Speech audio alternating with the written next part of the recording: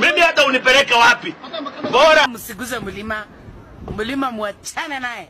Na Rigathi muachane naye. Hako na wenyewe.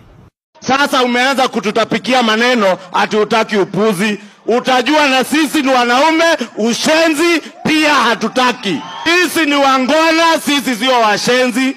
Na hata sisi ushenzi hatupendi.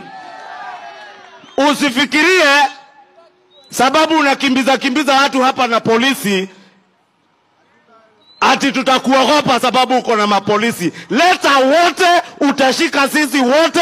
Kama utatukula, tutoshe kwa hiyo tumbo yako, tukule na hatushurutishwi.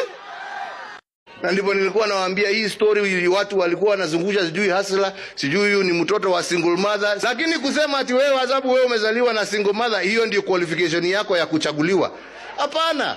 Sasa nimesikia huyu jamaa akisema ati sisi hatuna akili. Ni kweli? Kweli, that is true.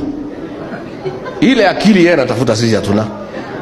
Hii ya wizi, ya kuiba kila kitu Kenya, hiyo akili hatuna. That is true. Hiyo hatuna. Hii ya kupanga uongo. Unajua ile watu wamebeba waziri moja ile ya kuuza madawa ya kulevya, anakula juku karanga akisikiza uongo. Mlimuona huyo waziri? Anakula nini? Sidi, hata kuiga wa China utavunjika. Tulia mtoto wa mama. Sijaanza leo. We are not afraid anymore. Until you wake up, we will fight for